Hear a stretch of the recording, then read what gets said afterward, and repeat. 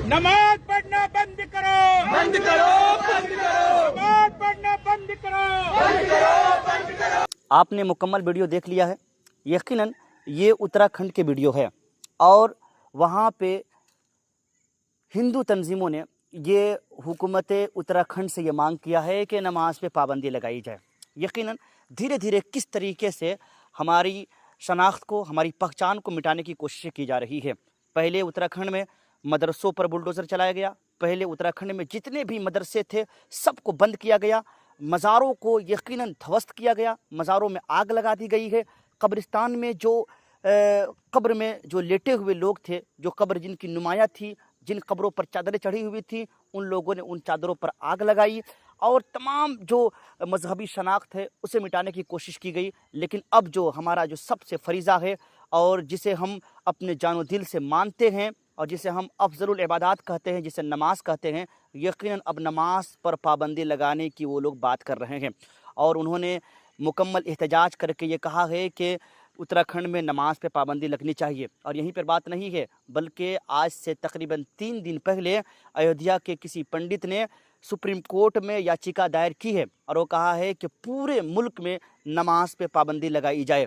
यकीनन धीरे धीरे जिस तरीके से हुकूमत हिंद हमारा इम्तहान ले रही है, हमारे घरों को ध्वस्त किया हम बर्दाश्त करते रहें, हमारी मस्जिदों को ध्वस्त किया हम बर्दाश्त करते रहें, हमारे मदरसों को बुलडोज़र चलाया हम बर्दाश्त करते रहें, हमारी यूनिवर्सिटियों पर उन्होंने निशाना साधा हम बर्दाश्त करते रहें।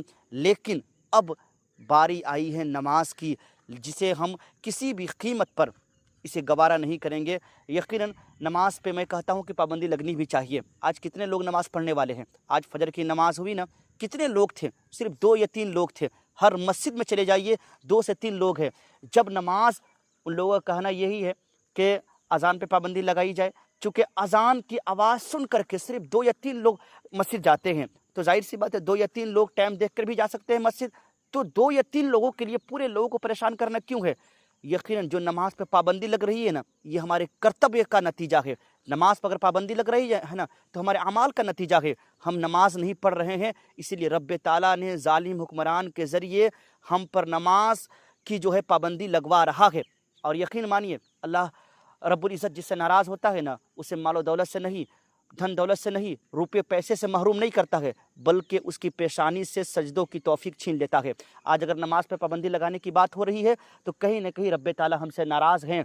यकीनन हमें सड़कों पर उतरने की ज़रूरत है। यकीनन हमें ऐसे बातिल क़ुव्वतों को भरपूर मुँह तोड़ जवाब देने की ज़रूरत है। जो लोग भी नमाज पे पाबंदी लगाने की बात कर रही है, और भरपूर जवाब देने का तरीक़ा यही है कि अपनी मस्जिदों को आबाद कीजिए, अपनी मस्जिदों को यकीनन सैराब कीजिए, अपनी मस्जिदों को पुर कीजिए। जिस तरीके से आप जुमे के दिन पहुँच करके और मस्जिदों में भरे रहते हैं, इसी तरीके से 5 वक्त जिस दिन मुसलमान नमाजी अगर मस्जिद पहुंच जाएगा ना, तो किसी भी माई के लाल में इतना दम नहीं है कि वो नमाज पे पाबंदी लगाने की बात करेगा।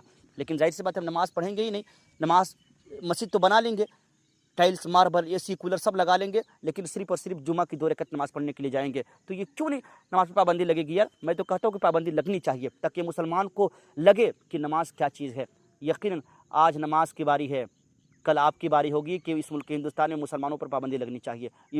इस मुल्क हिंदुस्तान में मुसलमान नहीं रहना चाहिए। धीरे धीरे करके आपके तमाम शनाख्त को, तमाम पहचान को, आपके तमाम वजूद को मिटाने की मुकम्मल साजिशें चल रही है, मुकम्मल प्लान तैयार हो चुका है। अगर आज नहीं बेदार होते हैं तो न संभलोगे तो मिट जाओगे। ऐ हिंदी मुसलमानों, तुम्हारी दास्तां तक न होगी दास्तानों में।